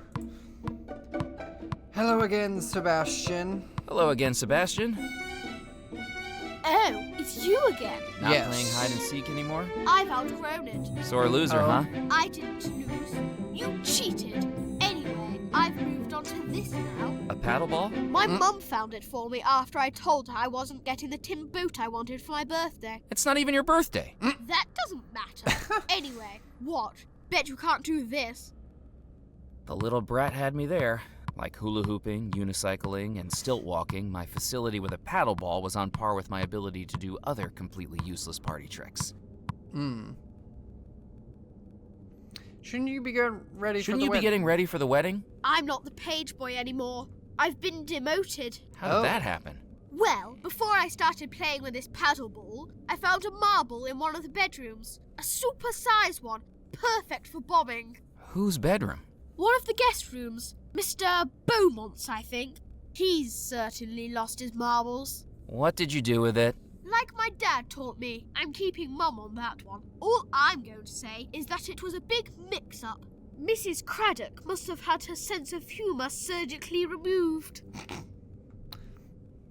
Did you say you followed Cecil Bellemore? Did you say you to a followed secret Cecil laboratory? Bellemore to a secret laboratory? I was going to, but then I saw him. Rackham? Yeah, I'm good at hiding, but the way he moved, he was like a shadow. Mallory told me to tell you she's not happy. Mallory told me to tell you she's not happy that you changed her toy catalog. What's she going to do? I'm already dead. But that's not a nice way to treat other people. No. She started it. How? She tried to have me exorcised. Oh. I beg your pardon? What? Candles, salt, a pentagram. She even brought over a black cat from the fort. When I confronted her about it, she said she was just doing a science project. I see. So you think you're good with a paddle ball? So, you think you're good with that paddle ball, huh? Better than you'll ever be. Just name a trick and I can do it. Okay. Paddle ball with one hand behind your back. Bet you can't do the paddle ball with one hand behind your back. Oh yeah? Watch this.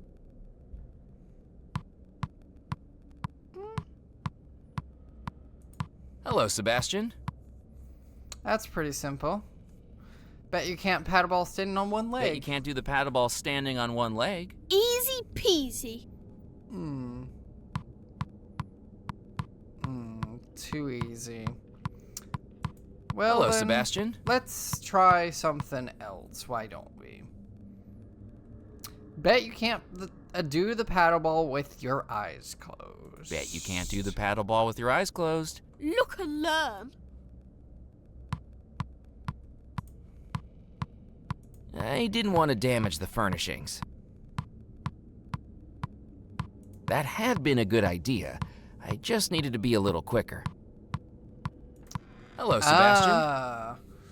Okay, so... Bet you can't do the paddle ball with your eyes closed. Look and learn. Here we go. With Sebastian's eyes closed, I took out my scissors, and when the timing was right, snipped. Bop.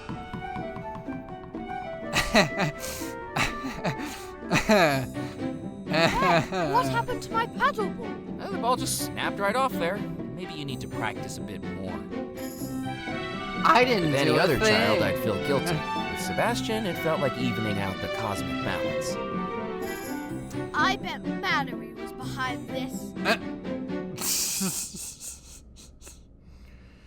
Oh, gosh.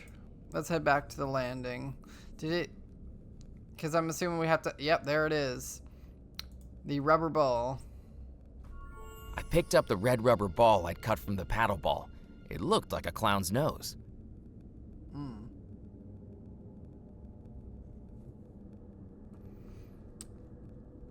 It was the red rubber ball I'd cut away from Sebastian's paddle ball. Yes, it is. Okay, so I do wonder what we can actually do with this. Let me think. Go back to Dead Nettle. Thinking. What can we do?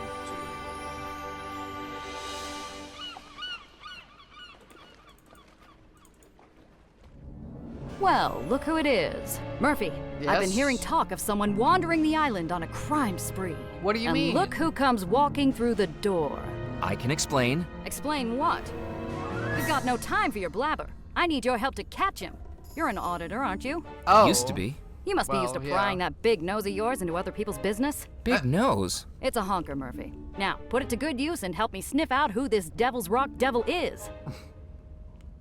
What's he been up to? Given age-restricted voodoo artifacts to an 8-year-old. Oh. Let loose a dangerous domesticated alligator, broken into Bellemore Manor, trespassed at Baxter's Mill, handled prohibited alcohol, recklessly knocked over historic explosives, impersonated the dead, and, get this, bellowsed a chicken. The monster. You know anything about it? No. Can't say that I do. Have no idea. Well, keep your eyes open. If a good and just citizen like me allows those with such wickedness to get away with their heinous deeds, then what has become of us as a society? Is that really the reason? Of course not. I might sell some newspapers out of this. Evelyn seemed busy, and I didn't have anything else to ask her. Really? We don't have anything else to ask her? Okay. I mean... Really? Evelyn Okay. Okay, then. Let's... oh, I'm itchy. Maybe head back to... early. Oh, wait, we can actually go into said church. Musket! Did you hear that? Will you stop twitching, Morris? You're making me nervous. Sorry, boss. I just don't know if we should be doing this. Doing what? Using a church for morally dubious activities. Theology lays out pathways and guidelines to keep us on the moral road to righteousness. Did one of those barrels hit you on the head, Morris? Quit your belly aching. What's the worst that could happen? I'm getting the spooks, boss. This church has a lot of dead people. What if they don't like us being in here? Is that what you're worried about? Ghosts ain't real. Now hush up about it. I don't know, boss. Ghosts are Scientific real. consensus on paranormal activity still seems to be inconclusive. I read a book about it last week, and it's really giving me the heebie-jeebies. What have I told you about reading? It's no good for you. It gives you delusions of grandeur and indigestion. Sorry, boss. Just for the sake of argument, this book you was reading. What did it say about ghosts? It said that there are 3 signs for detecting paranormal activity. What's the first sign? First, the temperature drops as the ghost's presence descends upon the locality. Well, Okay. then, until we start getting the chills, there ain't nothing to worry about.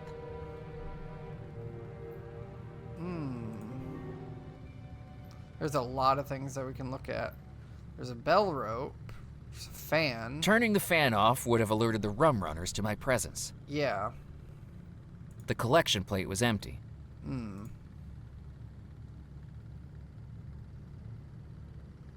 Now wasn't the time for a sit down. No, definitely not. I think I have an idea. So, collection plate. Let's use the dry ice on the collection plate, because then that will definitely be a drop in temperature.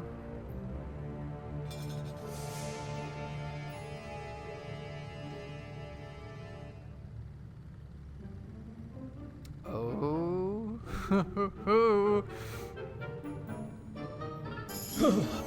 I'm getting the shivers, boss. It feels like I got a brain freeze, and I ain't even slammed down a snow cone. You don't got a brain to get froze. It is feeling chilly, though, ain't it? That's the first sign of ghosts, boss. Don't be a crybaby. But, just for safety, what's the second sign of ghosts? The ghost's presence begins to interfere with the electric fields. Most commonly seen manifesting as flickering lights. If the rum runners realized I was inside their hideout, it wouldn't have impacted well on my preference for being alive. But perhaps I could mess with them. Psst. Stop making noises, Morris. It wasn't me, boss. Do you think it was? What did you say the second sign of paranormal activity was? Flickering lights, boss. I didn't need any more rum. Okay. I think I know what we do. So, if flickering lights were what would scare the rum runners, it was time to do some rewiring. I turned the dial to redirect the electricity through the faulty fuse.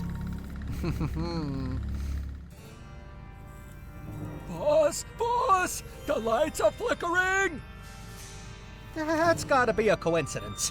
Or a sign of ghosts. What did you say the third sign of paranormal activity was, Morris? The tolling of a bell. The tolling of a bell? If the tolling of a bell was the third sign of ghostly activity, it was time to ring in the witching hour. The bell! A chill in the air. Flickering lights. The tolling of the bell. Do you think it's... Ghost! Run for your life!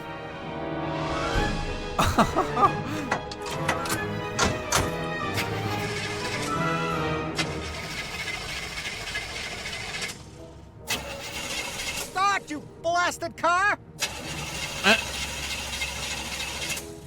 Why are we not moving, Musket? Because out of that long line of automobiles on Delancey Street, you decided to steal something less reliable than a politician's promise! Start, you rust bucket! It started, Musket. There we go. And now, we floor it. Bye-bye. Oh, that didn't sound great. We crashed, Musket. I can see that we crashed, Morris. Well, there's only one thing we can do. What's that, boss? Run for our lives!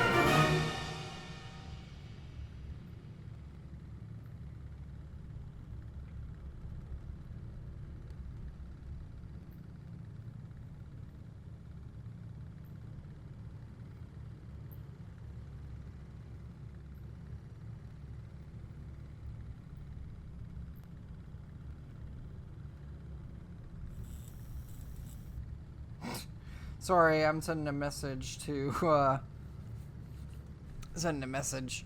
because I got some texts. Okay, so now we don't have to deal with the rum runners anymore, from what I can tell.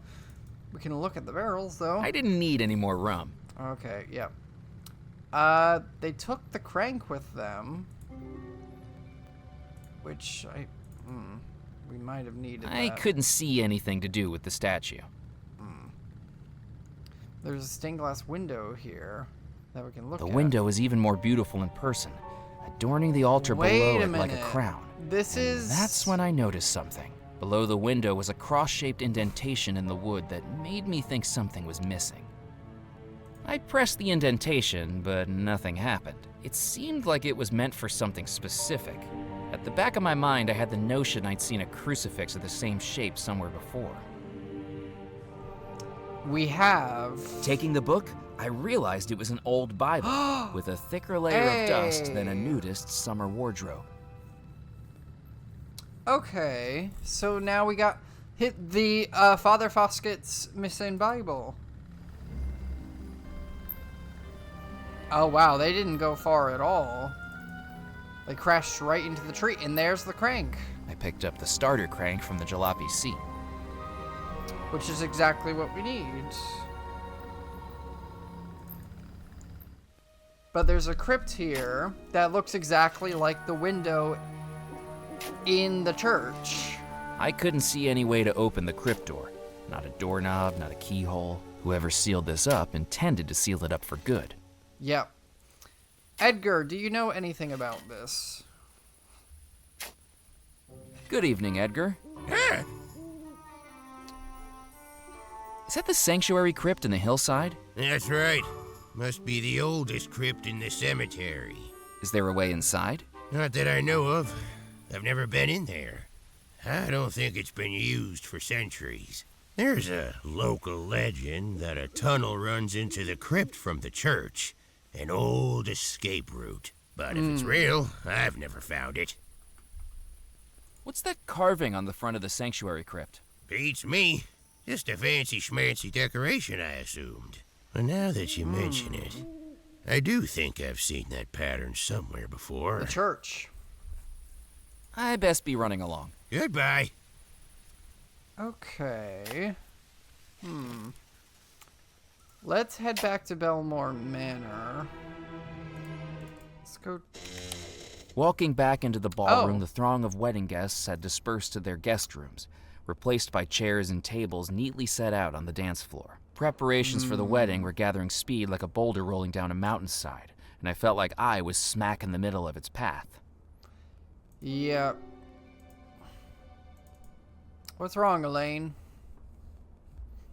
Good evening, Mrs. Craddock. Chairs at the far end, tables on the left. Yes. Oh, it's you again. Yes, it's me. Where have all the guests gone? Where have all the guests gone? To their rooms to get ready. Here I am tidying up after the waltz while they just waltz away. How long until the wedding begins? How long until the wedding begins? Just a few hours. Oh, good gracious, a few hours. And there's still so much to do. I'm sorry, but I can't stand around chitter-chatting. There is much work to be done. You seem a little stressed. Correct. And with all due respect, and I'm sure we can both agree much respect isn't due at all, talking to you only makes it worse. Okay. Where's the wedding cake Where's the gone? wedding cake gone? I had to hide it. Hide it? Why? Somebody had already helped themselves to a slice of cake. And I bet I know exactly who it was, Mr. McCallan. Oh, really? That horrible pock boy. The knave with his hand on the tarts. Perhaps the Queen of Hearts had good reason for her framework of justice. I heard you had a run-in with Sebastian Pock and his marbles. Oh, goodness gracious. You must be talking about the marble he found in Mr. Beaumont's chambers, I presume. That's right. What happened to it? That little deviant was supposed to be making himself useful as a page boy by watching over Mrs. Pritchett, our most elderly guest. Instead, with a single flick, Sebastian managed to bounce his marble off the skirting board, ricochet it off the chandelier, and land it right on top of Mrs. Pritchett's hairpiece. Well, kids will be kids, I suppose. As long as you got the marble back. It wasn't a marble at all. It was Mr. Beaumont's glass eye. Oh! You know what he said? He said he was keeping an eye on her like he was told. Oh. You need to find a way to relax, Mrs. Craddock. I don't think people realize how this job takes a toll on one's health. My doctor told me I need to rethink my diet, so I've decided to go more continental, by which I mean a glass and a half of wine with each meal and polishing off the bottle before bedtime. A la Francais.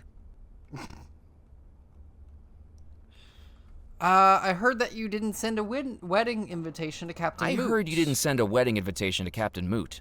Well, of course he didn't receive an invitation. He was dismissed from his employment weeks before the wedding for crashing the flagship of the Bellemore fleet. He's very upset about it.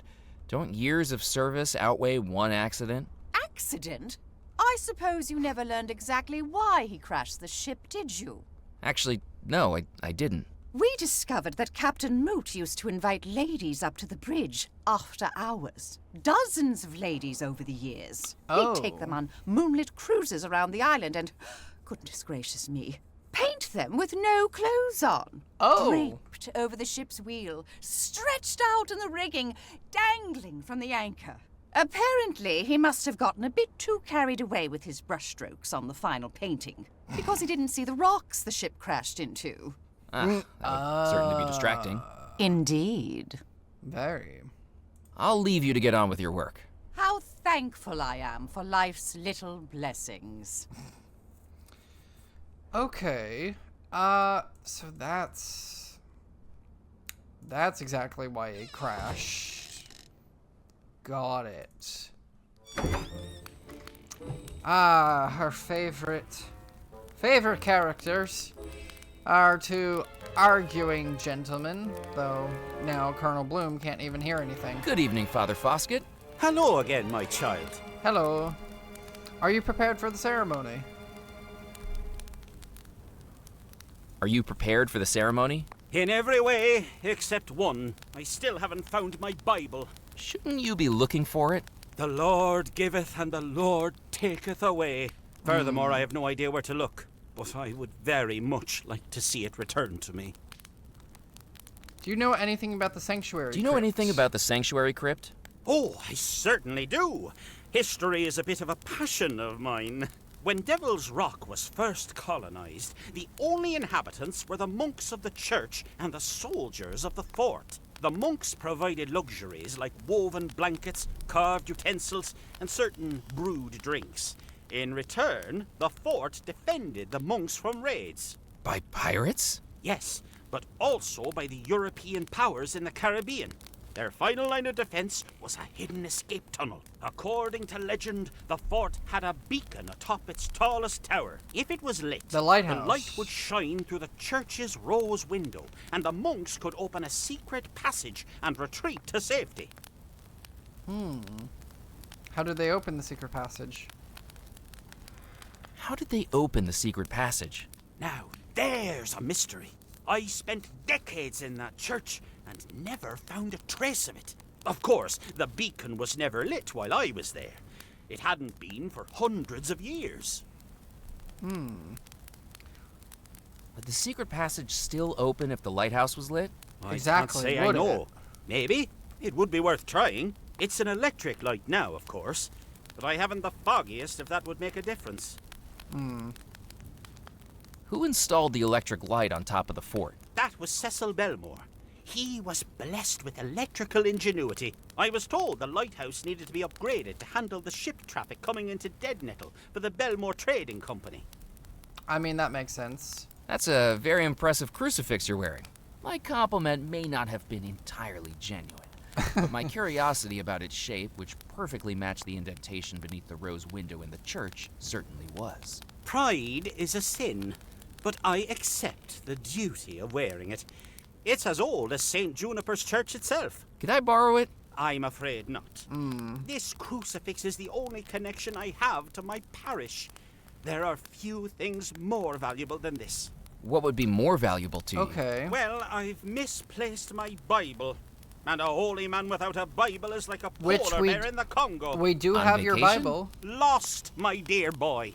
Do you need the Bible? While I consider myself most familiar with the text, it would be very helpful to show blasphemous brutes like this gentleman across from me precisely what commandments he is breaking in plain black and white. Where did you lose it? Well, if I knew that, it wouldn't be lost. All I remember is that I placed it down as I stood in front of the rose window, gave a silent prayer, and when I opened my eyes, it had gone. We three kings of Jackson Square, selling stockings a nickel a pair. Oh, how drastic, no elastic, not very safe to wear. I'm sorry, I don't know where that came from. Hymns and hiccups. Hear an unusual hymn. I best be heading off. May God be with you. Yes, may God be with us. I guess. Let's hand him his Bible. Here you go. Have your Bible. Is this the Bible you've been looking for? My word, that it is, my boy. Oh, where did you find it? Fallen down the side of a cabinet back in St. Juniper's Church.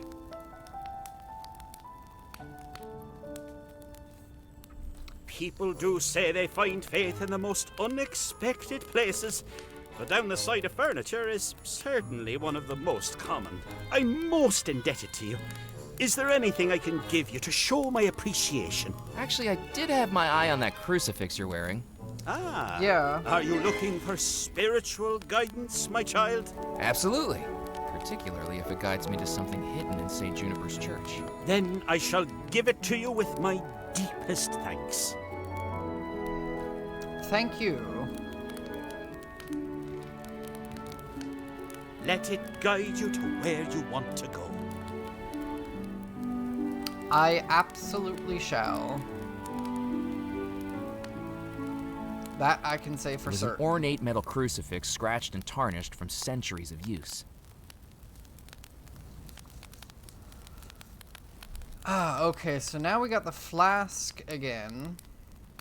What a relief. My Bible returned to me. Why, if I hadn't gotten it back, we would have had to cancel the wedding.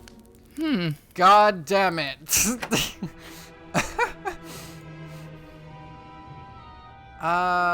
Okay, so... Where was it? Back in here, yes. So we could get more dry ice, which I will pick up.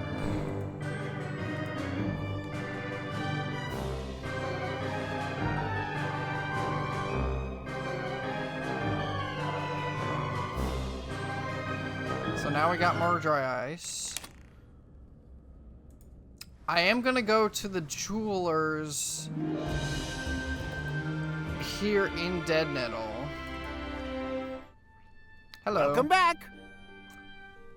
Because the coin on the microscope. Could I use your microscope to look at this coin I found? Oh, are you a fellow fan of numismatics? I prefer the old ones. Yeah, never mind. Go right ahead. Thank you. Let's see. So... With the microscope calibrated, Aha. the coin's writing came into focus. It read, "Into the palm of a prince." The inscription must have been a clue in Cecil's treasure hunt. I just had to find the prince's palm he was referring to. Okay. I wonder. So now we know what it says. Oh. Oh, this is new. Okay. These are complimentary matchbooks for members only. I am a member. Remember, Oh, yes. How silly of me to forget. I am a member. Let me take a damn matchbook, It please. was a small matchbook with the logo of the Captain's Club printed on the front. We can... Hello again, Felix. Hello again, sir. It's been a while since we've talked with you. How's the club tonight? Buzzing. That lively, huh? No, I mean I just had to remove a wasp nest from the gentleman's lavatory. Oh. Is the elevator still not fixed? It hasn't been fixed for the last 7 months. I doubt it will miraculously start working for you tonight. How did it break, anyway? The city council rented out the whole club one day for a meeting to discuss a new town seal. Some sort of insignia representing Dead Nettle's history and culture. Unfortunately, the mayor misunderstood the brief and showed up with a seal of the aquatic type. 2 fins, whiskers, a little tricorn hat, and the moniker Captain Snoops. Took the entire council to wrestle him back into the elevator and get him down to the docks. And it overloaded the motor. And do you know what the real cherry on top was? He got What's the that? animal wrong. Oh. Captain Snoops was a sea lion, not a seal. What's the difference? An I, an O, and an N. Do you have any tips for English billiards? Yes. Is that what Pemberley's calling it? There is one bit of advice I can give. Oh, really? Oh. Use the pointy thing to hit the round thing. Crab McCready told me you kicked him out of the club for teaching a parrot poetry? Yes, that's quite correct. That doesn't seem very fair. You didn't hear the poetry. If I may regale you, there was a young man from Bombay. Took the slow boat to China one day. Oh. He was pinned to the tiller by a frisky gorilla, and China's a bloody long way. I see. Apologies if Squawkin' we're in Hawkins. disagreement about whether that sort of material is appropriate for the captain's club. Nope. Can't argue with that. Very fair conclusion. That I is best be fair. casting off. Yeah. Farewell, Captain. Thank you, Felix. Good evening, Captain Moot. If you say so. I found out why Mrs. Craddock rescinded your invitation. You were caught painting naked ladies on the ship's bridge. That's why you crashed the ship. Maybe that's true, but you'd think she'd have been more understanding about the whole thing. Why's that? She was the naked lady I was painting when we crashed. Oh! Oh, barely I better be afloat. off. Learn about art. Long. Okay.